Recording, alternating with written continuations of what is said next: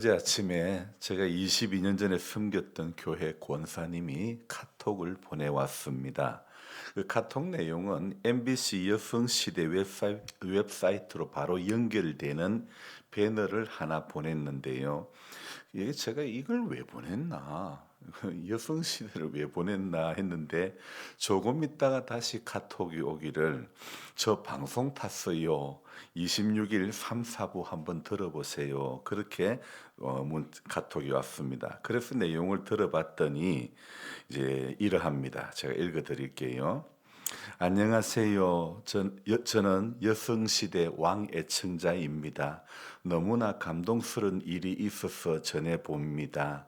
저희는 6남매지만 친정엄마가 30대 후반에 남편을 사고로 사별하시고 약간 흐느끼면서 우리 6남매 훌륭하게 키워주셨습니다. 지금은 91세, 어제 생신 때 중대 발표를 하신다고 모이라고 하셨어요. 중대 발표란 6남매 1인당 300만 원씩 주셨는데 살아오시면서 한 푼, 두 푼 안 해본 일이 없이 다 모으셨대요. 너무 감동스러운 일이라서 감사했지만 눈물 콧물 다 흘리며 300이 아니라 3억이라 생각해 봅니다. 그간의 수고와 노고가 다 묻어나는 것 같습니다. 너무나 훌륭하신 우리 엄마 사랑하고 감사합니다. 이렇게 사연이 끝나고 여성시대 진행자인 양희연 씨가 30만 원 상당의 선물 꾸러미를 보내드리겠습니다. 그렇게 합니다. 그리고 이어서 김일중 아나운서가 눈물 젖은 300만 원 이거 어떻게 써요? 이거 어떻게 써요? 그리고 또 본인 생신 때 자녀들이 또 엄마한테 하지 않겠느냐 그런 이야기합니다. 그래서 양은 씨가 아유 이 돈 정말 못 쓰죠, 못 쓰죠. 어머니 위해서 또 쓰겠죠. 이렇게 짤막하게 방송이 되었는데 다 듣고는 제가 권사님에게 전화를 드렸죠. 권사님 형제도 딸 다섯이 아들 하나. 저랑 차이점은 우리 집에는 제가 넷째고 권사님네는 아들이 제일 막내라는 것입니다. 30대 사별하신 그 후반에 사별하신 어머니께서 6남매를 키우셨다는 것이 정말 상상이 안 되죠.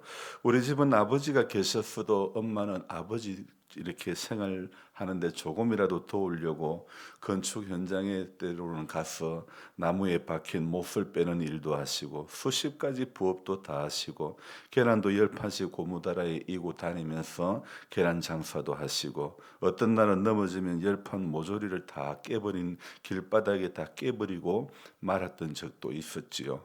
정말 그 시대의 어머니들은 안 해본 일이 없을 정도로 고생하신 분들이셨죠.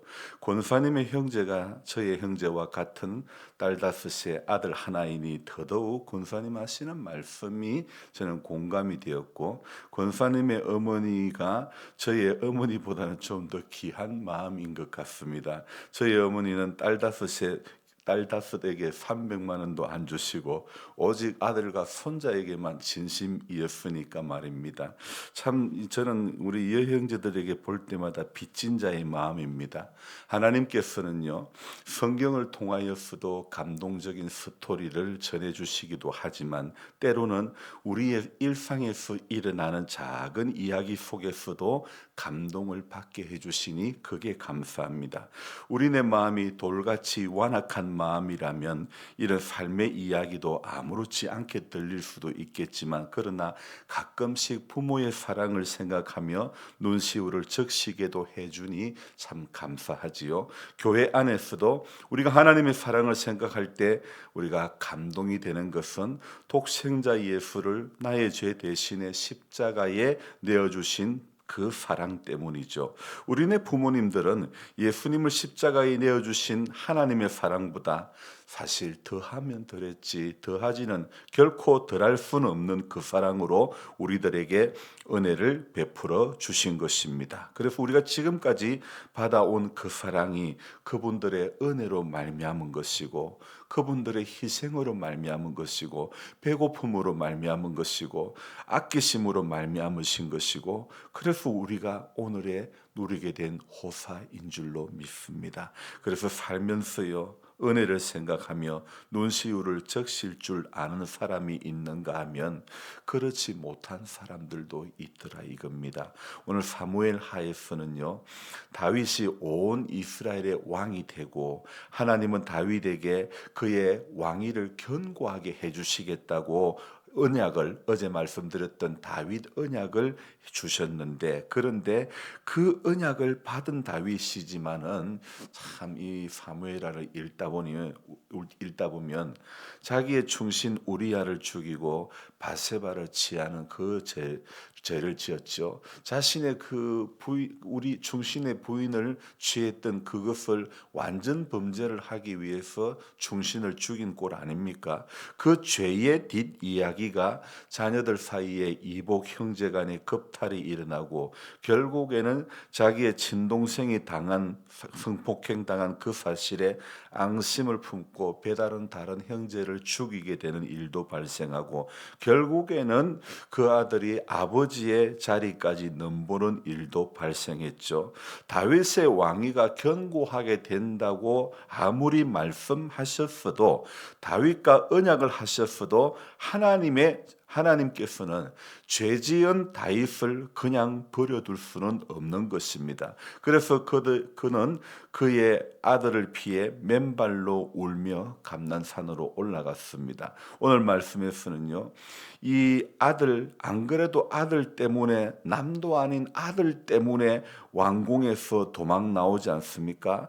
남이라 그러면, 그 반란을 일으킨 사람이 남이라 그러면 자기의 군대 장관과 자기에게 속한 군사들로 하여금 저놈 저 단칼에 베어버리라 할 수도 있겠지만, 자기 자식이니 이거 참 죽일 수도 없고 그냥 아버지니까 피해주는 것밖에 달리 방법이 없는 겁니다.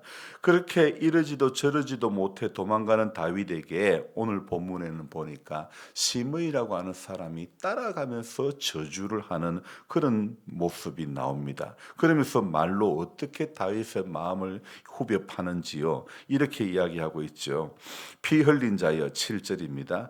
피 흘린 자여, 그러면서 가거라, 피 흘린 자여, 사악한 자여, 가거라. 이 말을 들었을 때 정말 우리 같았으면 부활을 시켜 죽일 수도 있을 것 같은데, 하지만 다윗은 그러지 않습니다. 아비새가 왕에게 그렇게 말하는 모습을, 저주하는 모습을 보면서 아비새가 말합니다.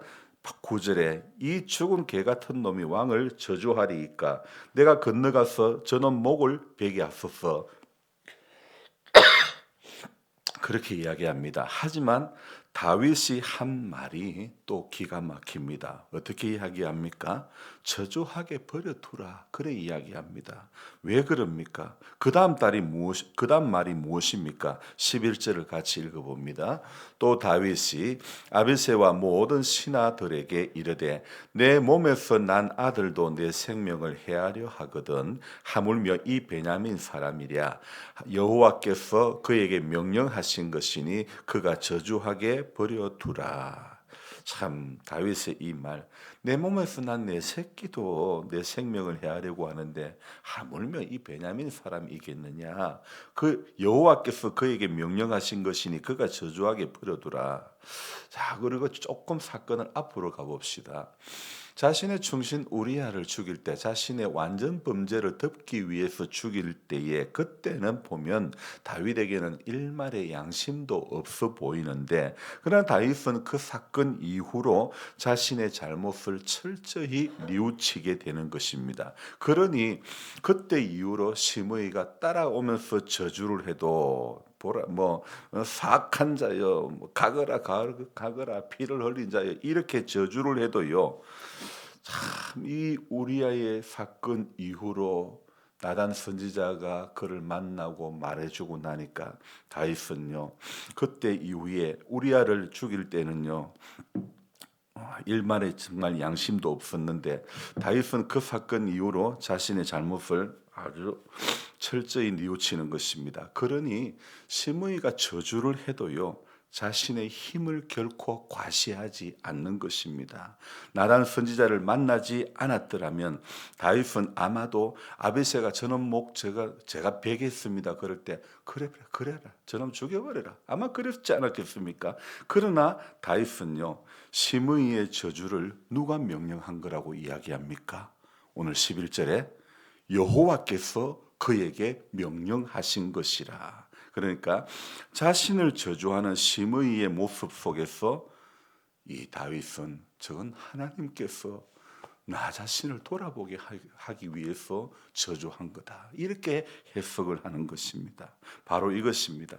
일반적으로 자신을 저주했다면 만약에 왕이나 대통령을 저주나 암살 시도하려고 하면 경호처에서 결코 가만히 있지 않는 것입니다. 단번에 입틀막할 수도 있고 위해를 가할 수도 있는 것입니다. 하지만 다윗은요 우리아를 죽인 이후 다말이 성폭행 당한 후 참 많이 깨달은 것 같습니다. 나단 선지자와의 대화 이후로 완전히 달라지는 것입니다. 이 시므이라는 사람은요 자신을 죽이려고 그렇게 괴롭혔던 사울의 친족이었습니다. 그런 사람이 계속해서 다윗을 저주하며 다윗 일행을 향하여 돌을 던집니다. 그렇게 따라가면서 저주하고 돌을 던지고 그러죠.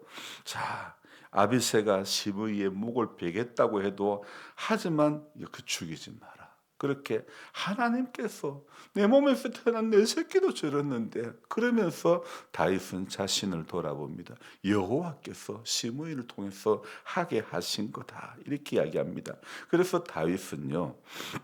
시므이만 본 것이 아니라 하나님을 생각하게 됐죠. 여러분 우리는 어떤 어려움과 어떤 사건 앞에서 참 해결 안 되는 고달픈 문제 앞에서도요. 단지 그 문제만 보지 말고 이 문제가 왜 어디서부터 났던 것일까? 그 문제로 인하여 하나님을 생각할 수 있는 그런 우리가 되어져야 될 줄로 믿습니다. 그래서 다윗은 시므이가 자신을 저주할 때 하나님을 생각했던 거예요. 우리도 어려운 일이 있을 때요. 이것이 어떤 보이는 한 사람으로 인한 문제가 아니라 이거 내가 기도해야 될 문제구나. 이거 하나님께서 나에게 어떤 나에게 어떤 메시지를 주시려고 하시는 거구나. 그렇게 해석을 할 줄 알아야 되는 것입니다. 그래서 다윗은요, 시므이가 던지는 독설과 돌팔매와 먼지를 다 맞으며 피난길을 가는 겁니다. 그래서 다윗은 그 시므이의 저주를 들으면서 그 가운데 하나님의 손길이 어떻게 역사할까를 생각하는 거죠. 그래서 다윗은 시므이의 저주를 들으면서 하나님의 손길을 생각하면서 하나님의 손길을 생각하면요. 하나님은 다윗과 언약을 맺었고 여호와께서 어디로 가든지 이기게 하셨던 그 하나님의 역사가 하나님 앞에 겸손하게 하나님의 뜻을 구하고 가면 언제라도 이기게 또 잘되게 해 주실 줄로 믿기 때문에 아무리 시므이가 저주를 해도 내버려 두라. 내게 어떤 부족함이 있었나 보다. 여호와께서 시므이를 통해서 하신 것이니 이렇게 해석을 하는 이 모습 우리도 참 우리가 어떤 일 앞에 어려움 앞에서도 이렇게 해석을 할 줄 아는 우리가 되어야 될 줄로 믿습니다. 그래서 그런 저주를 받는 자신을 하나님이 긍휼히 여겨주시고 회복시켜 주실 것을 다윗은 믿습니다. 그래서 오늘 이 본문 가운데서 중요한 것은 시므이의 저주 가운데 다윗이 잘하는 것이 무엇입니까? 하나님의 손길을 발견했다는 겁니다. 어려운 가운데서 성도는 하나님의 손길을 발견하는 것이 지혜로운 성도인 줄로 믿습니다. 바로 이것이 우리가 교훈받을 것입니다. 우리도 많은 패배가 있었고 실패도 있었고 실망이 있었고 무력감이 있기도 했습니다. 하지만 이 가운데서 하나님께서 훈련하시는 하나님의 손길을 발견해야 하는 것입니다. 여러 가지 실망스러운 일들을 통해서 하나님이 저와 여러분들을 훈련시키시는 줄로 믿습니다. 그래서요, 훈련을 달게 받을 때에 하나님의 긍휼이 시작되는 것입니다. 오늘 고난 당할 때, 오늘 어려움이 있을 때 하나님을 깊이 생각하고 하나님이 주시는 훈련을 저와 여러분들이 온전히 감당하면서 정말 묵묵히 어떤 사건에 집착하는 인생들이 아니라,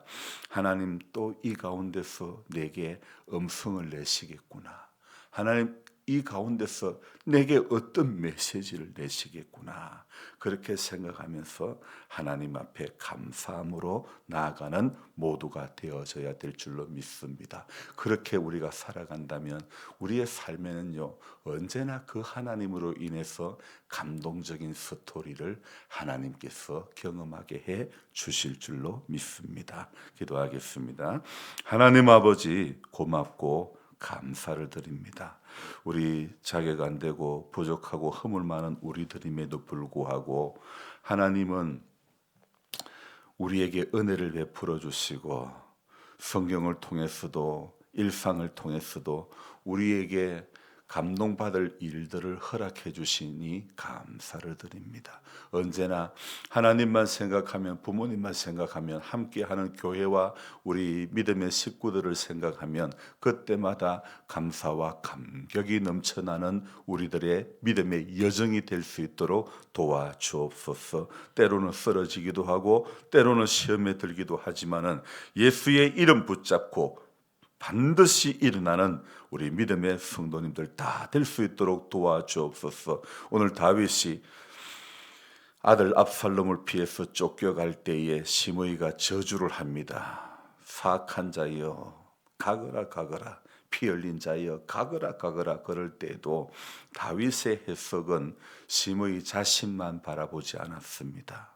하나님께서 명령하신 것이다, 저주하게 버려두라 하는 이 다윗의 모습, 우리도 어떤 사건을 해석함에 있어서 조금 어렵다고 사람 원망하고 교회 원망하고 부모 원망하고 형제 원망하고 시대를 원망하고 모든 상황 환경 탓하는 그런 어리석은 인생 되지 말게 해주시고, 모든 이 현실 가운데서 하나님께서 왜 이런 일들을 열어가실까, 어떤 말씀을 하실까, 우리가 그것에 귀를 기울일 줄 아는 모두가 되어지게 해 주옵소서. 우리 하나님이 훈련하실 때에 훈련 달게 잘 받는 그리스도의 군사가 되어서 문제와 상황을 뛰어넘어서 하나님께서 훈련시키실 때에 훈련 잘 받아서 하나님 세상에서 이기는 자 되게 도와주옵소서.